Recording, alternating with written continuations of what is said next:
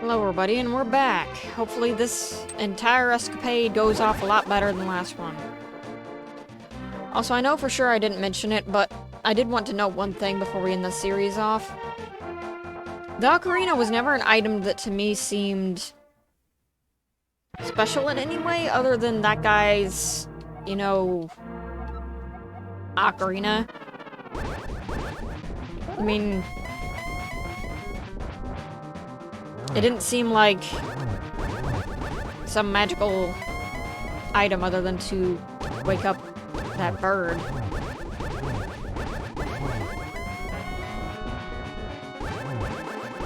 Alright.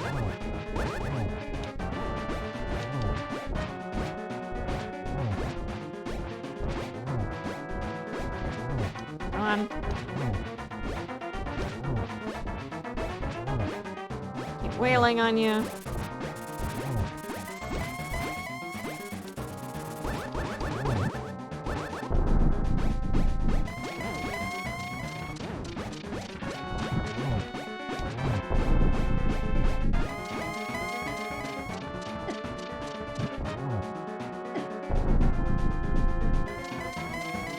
That was close.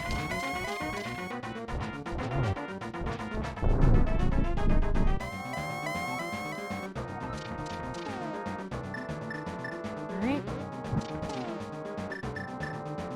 I don't really know how we have to use fire against this guy, and yet he's also using fire.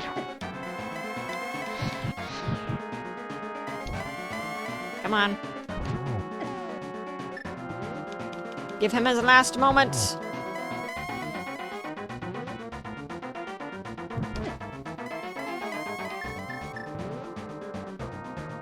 I don't think I have enough magic. Nope. Cure all medicine.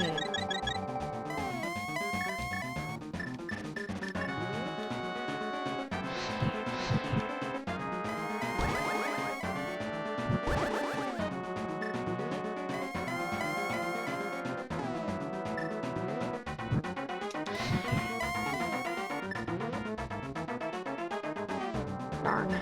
Keeps going out. Well, that's convenient.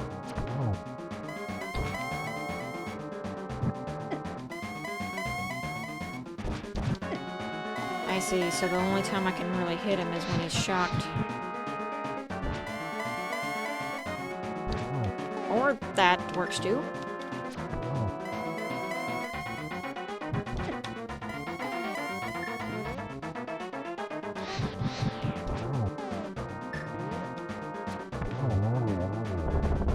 Alright, you're done! You're done diddly done for!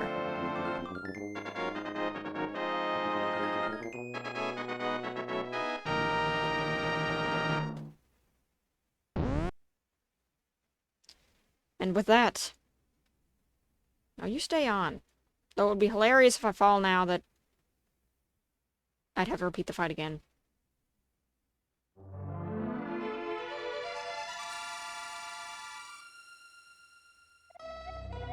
Welcome, Cloud. I'm the essence of the Triforce.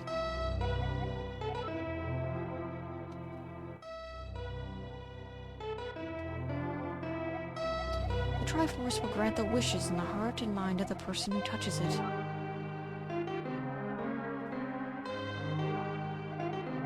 If a person with a good heart touches it, it will make his good wishes come true. If an evil-hearted person touches it, it grants his evil wishes.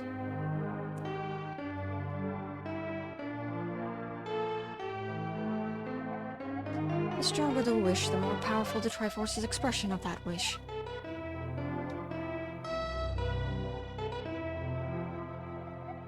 Ganon's wish was to conquer the world.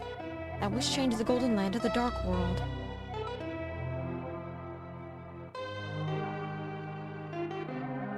Ganon was building up his power here so he could conquer the Light World and make his wish come completely true.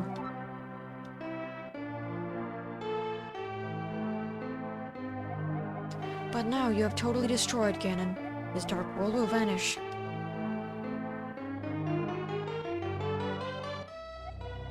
The Triforce is waiting for a new owner. Its golden power is in your hands.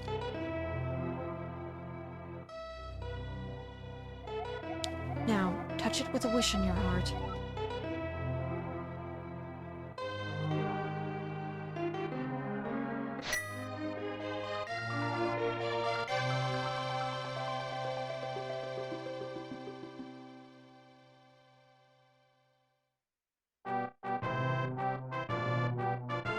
The Return of the King, who was dead.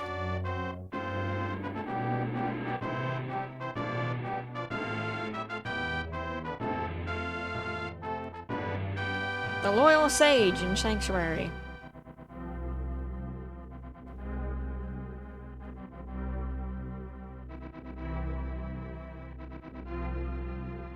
Sasarala's Homecoming. Kakariko Town.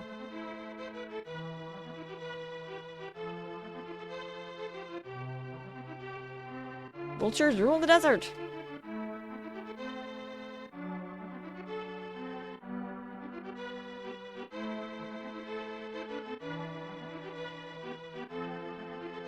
The bully makes a friend.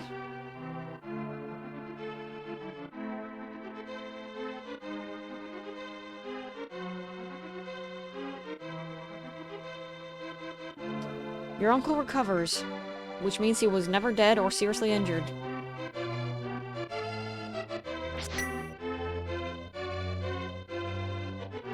Flippers for sale? There was a waterfall.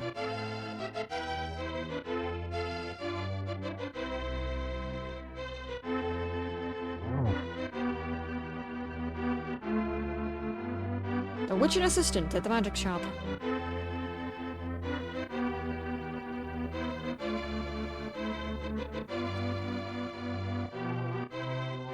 But you know, twin lumberjacks at the woodsman's hut. Have you not learned your lesson?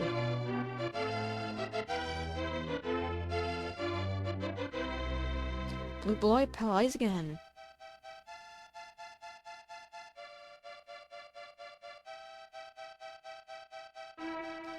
I always feel like if there was a game to, like,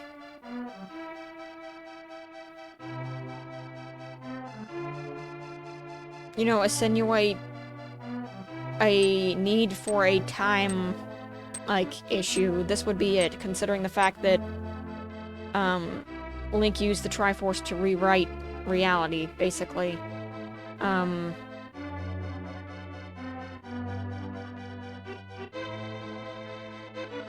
Since whoever has the Triforce can supposedly hit reality differently.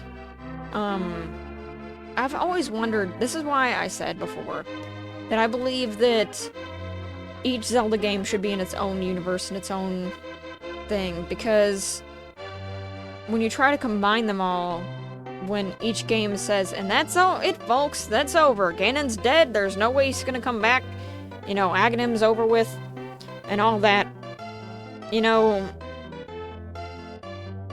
like, it comes to a point when you realize that the story of Zelda is becoming a lot like Naruto in the sense that there's a bad guy behind the bad guy, but then there's a bad guy behind that bad guy, and then there's a bad guy behind that bad guy, and then there's a bad guy behind that bad guy, and then there's another bad guy behind that bad guy, and then finally, the bad guy has a bad guy behind that bad guy of a plotline. Like, I'd like Zelda to just, instead of constantly using the reincarnation shtick, I'd really like it if they would use new enemies, new bad guys. Because some of the best Zeldas for me are involving antagonists that do not involve Ganon at all. Now some of them still have a little bit of traces of Ganon here and there, but for the most part, one of them at least that is one of my favorite Zeldas doesn't have Ganon for 89% of the game. At all. So, like, in my personal opinion, I think their games are better going forward from, like, the past when they don't really involve Ganon. Like, Skyward Sword technically involves the protagonist of Ganon, or not the protagonist of Ganon, but, like, the first incarnation of Ganon. But, like, please stop. Please stop. Please stop respawning. Like, please stop. Like, can we please have a Zelda game at one point that would involve Groose being, like, reincarnated or something and he's the main character instead of, like, I don't know. It would just be nice to have a little bit of change in that direction. I still like the idea of Link being the protagonist, but still, like, when it comes down to constantly being reincarnated and everything, it doesn't mesh well with me. I guess this is also stemming from the fact that when I was a kid, I believed that each Zelda game that came out was simply in its own universe. I didn't think that they were sequels of each other at all. My reason for that was simple. They were all extremely different, and they all involved the same characters. So I always thought it was the same characters, but they were all, you know, what if they were in this scenario, or this, position? Not just, okay, this is 500 years later, this is like 1,000 years later, this is like 1,000 years before, this is like the original progenitor, even though it's way far ahead than the other, like... And also, I don't like the game, any game, or anything that does time wrong. I really don't. When you get into paradoxes and stuff like that, and you make series based on it, you come into a lot of issues, which I've already kind of discussed, but I'm gonna go into a little bit further. In my opinion, the reason for paradoxes and time stuff in video games specifically, which I'm going to be going over, the only purpose for that is simply to make another game, but in a different setting, like a what-if scenario. What if this didn't happen? Or what if that? Like, that's how you got Twilight Princess, and that's how you got, Wind Waker, which are both equally good games, but then the split continues, and then you're like, well, how do we make a sequel to this? Oh, I know. Let's just make it so far into the future that it doesn't even matter.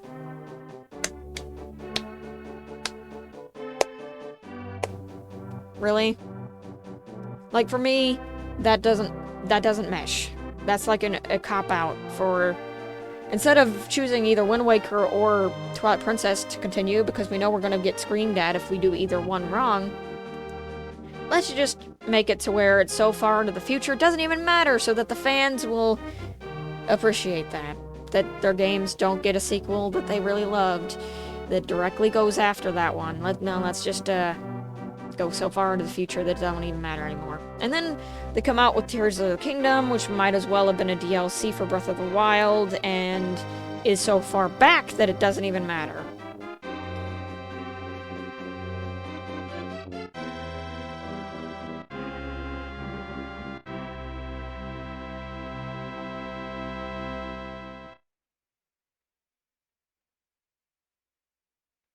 Yeah, thankfully I beat this all in pretty much one marathon.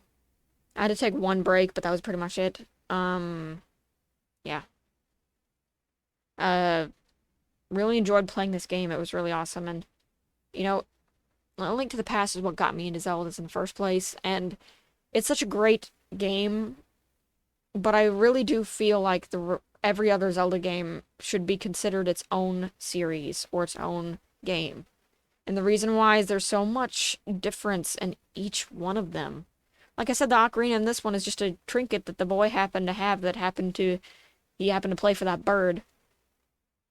It wasn't like a magical friggin' artifact that could change time. Certainly not. Or, like, use magic or anything other than that. So, to me, I think they went on a very, very big limb with that. Now, granted, I do think Ocarina of Time is good, but I do think that there are some little tweaks in there that, I think would have made it really great. Like I said, that's why I think there's a lot of people out there that they'll either be like, well, you're either a Twilight Princess fan or you're a Wind Waker fan because they both go to different timelines. And I'm just like, just love the games. Just love the games and have them as their own separate games. Because honestly, like, it brings about, oh, I'm a fan of this timeline, or I'm a fan of that timeline. I don't like this timeline because A happened and B is this or that. Like, in my opinion, just love the games as they were intended to be loved of, like, their singular game. But I do think that, in Nintendo's thing of trying to rectify this, they decided to go so far into the future that the previous plots of the previous games don't really matter. Which is one of the things I heard from an actual player of Breath of the Wild, and I was just like, really? Really? Really, that's where we are at now? But anyway, yeah. I love this game. It brought me to love Zeldas, actually.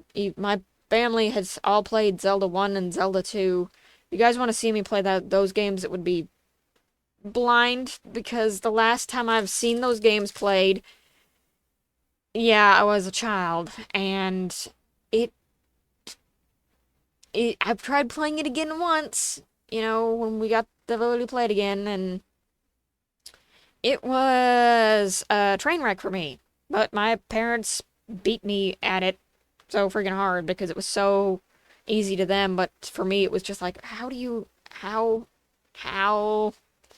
Now, I really appreciate those games, though, because those were made in a day when games were not considered ever going to be a thing, and they had very limited resources. They might as well have all been considered indie back then. But anyway, I digress. I hope you guys enjoyed the game. I certainly did. Like I said, this is one of my favorite Zeldas. It's like the anchor for me of like the best old Zelda that I've played so far. Because again, I say so far because I haven't played 1 or 3 yet. 1 up to 3. But anyway, thank you guys so much for watching. I'm glad if you guys enjoyed the series. I certainly did. And it didn't take me very long to beat it, because I remember most of the things that got this game. I'm sorry I didn't get the last 2 heart containers, but that is something to look forward to if you wanted to play this game for yourself, is to try to find them when I did not. But anyway, thank you guys so much for watching. Hope you all are having an amazing day, and see you in the next series.